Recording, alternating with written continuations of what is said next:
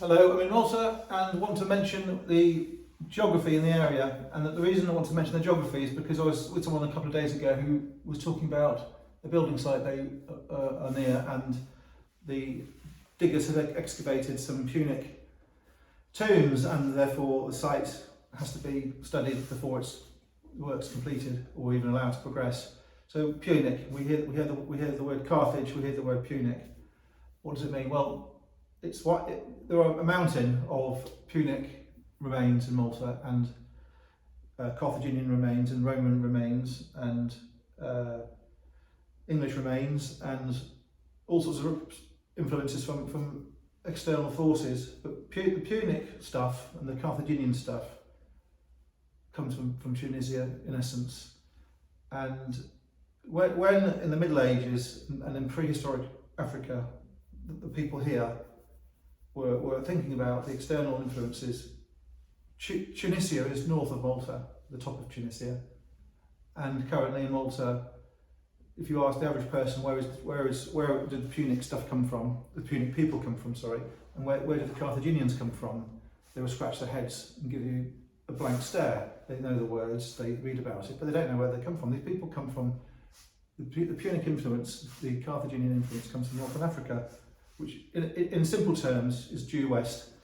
There was the assumption in Malta which was Europeanified in the 16th, 17th, 18th centuries, with the opera houses, the architecture, the Baroque, the costume, the music, the legal systems, the Christian religion. There is this leaning towards Malta being considered European in essence, but of course, looking back further, you had got these near places, Libya, Tunisia, the Eastern Mediterranean, which is called the Near East. We've heard of the Middle East, we've heard of the Far East.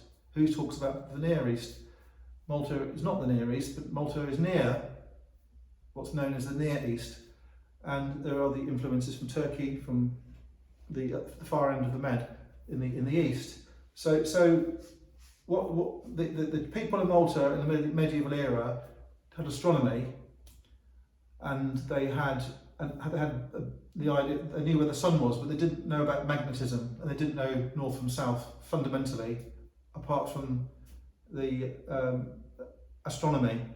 And obviously that's you can measure that in the temples, which are aligned to the sun. People say they're aligned to the sun, and they had calendars, basic calendars.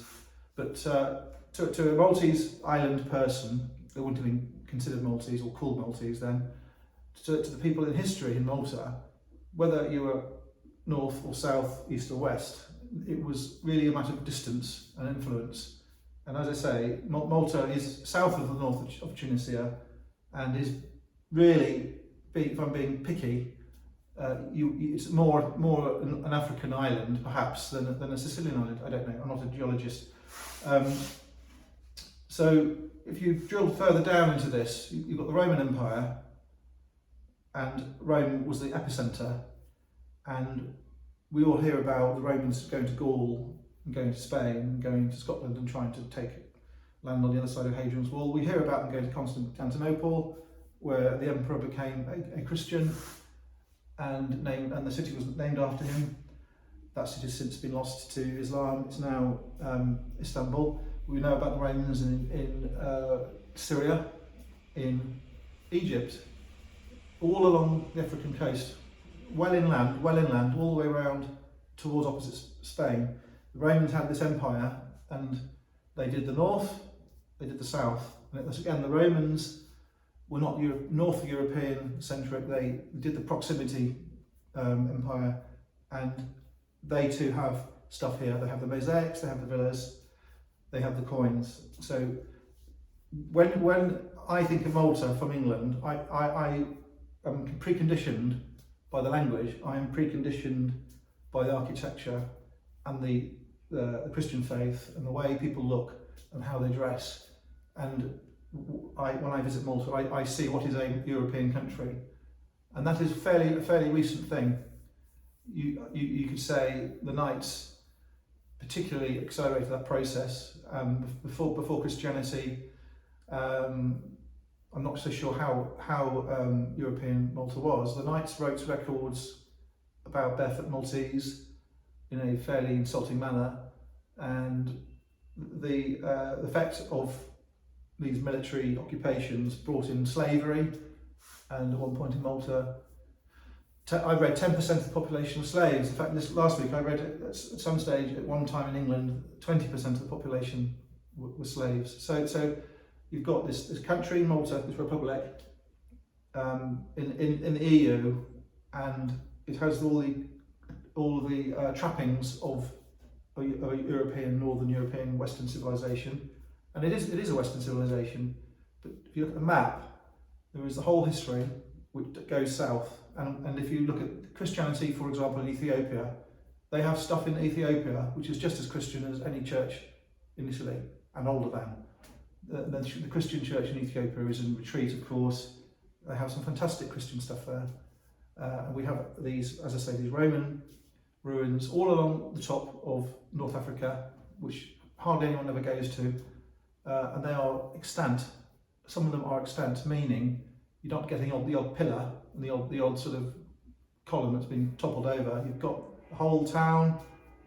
Often these places are inland, whereas in ancient history they've been near the sea.